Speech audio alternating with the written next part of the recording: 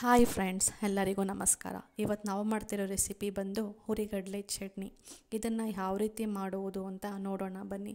ಇದಕ್ಕೆ ಬೇಕಾಗಿರುವ ಸಾಮಗ್ರಿಗಳು ಬಂದು ಒಂದು 6 ಹಸಿಮೆಣಸಿನಕಾಯನ್ನು ಚೆನ್ನಾಗಿ ವಾಶ್ ಮಾಡಿ ಹಾಕೊಳ್ತಾ ಇದ್ದೀನಿ.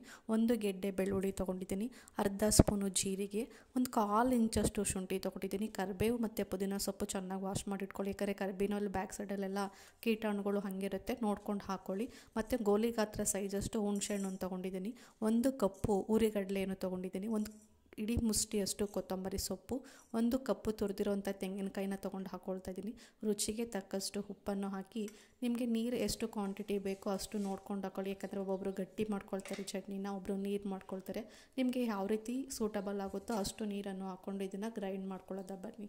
ನಾನು ಇದನ್ನು ಗಟ್ಟಿ ಚಟ್ನಿ ಮಾಡ್ಕೊಳ್ತಾ ಇದ್ದೀನಿ. ಇವಾಗ ಇದಕ್ಕೆ ಸ್ವಲ್ಪ ಒಗ್ಗರಣೆ ರೆಡಿ ಮಾಡ್ಕೊಳ್ಳೋದ ಬನ್ನಿ. ಇದಕ್ಕೆ ಒಗ್ಗರಣೆಗೆ ಬೇಕಾಗಿರೋ ಸಾಮಗ್ರಿಗಳು ಏನೇನು ಹಾಕೋದು ನೋಡೋಣ ಬನ್ನಿ. ಇವಾಗ ಬಾಣಲೆ ಇಕ್ತಾ ಇದ್ದೀನಿ, ಸ್ವಲ್ಪ ಎಣ್ಣೆ ಹಾಕಿ ಇದಕ್ಕೆ ಸಾಸಿವೆ ಹಾಕ್ತಾಯಿದ್ದೀನಿ.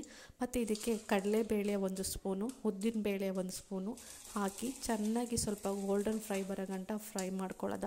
ಇದಕ್ಕೆ ಬೇಕಂದರೆ ನೀವು ಮೆಂತ್ಯನೂ ಹಾಕ್ಕೋಬೋದು, ಸ್ವಲ್ಪ ಹಿಂಗೂ ಸೇರಿಸ್ಬೋದು. ಬಟ್ ನಾನು ಹಿಂಗು ಮೆಂತ್ಯ ಎರಡನ್ನೂ ಹಾಕ್ತಾಯಿಲ್ಲ. ಬೇಕಾದರೆ ನೀವು ಹಾಕ್ಕೊಳ್ಳಿ ಫ್ರೆಂಡ್ಸ್, ಯಾಕಂದರೆ ಕರಿಬೇವು ಹಾಕ್ತಾಯಿಲ್ಲ, ಆಲ್ರೆಡಿ ನಾವು ಕರಿಬೇವನ್ನ ರುಬ್ಬಕ್ಕೆ ಹಾಕಿದ್ದೀವಲ್ಲ, ಅದಕ್ಕೆ ನಾನು ಇದಕ್ಕೆ ಮೆನ್ಷನ್ ಮಾಡ್ತಾಯಿಲ್ಲ. ನೀವು ಬೇಕಾದರೆ ಕರಿಬೇವು ಮತ್ತು ಹಿಂಗು ಎರಡನ್ನೂ ಹಾಕ್ಕೋಬೋದು. ಇವಾಗ ಇದು ರೆಡಿಯಾಗಿದೆ. ಇವಾಗ ಆಲ್ರೆಡಿ ನಾವು ಚಟ್ನಿ ರುಬ್ಬಿದ್ವಲ್ಲ, ಅದಕ್ಕೆ ಇದನ್ನು ಮಿಕ್ಸ್ ಮಾಡ್ತಾಯಿದ್ದೀವಿ. ನೋಡಿ ಫ್ರೆಂಡ್, ಎಷ್ಟು ಕಲರ್ಫುಲ್ಲಾಗಿ ಕಾಣಿಸ್ತಾ ಇದೆ.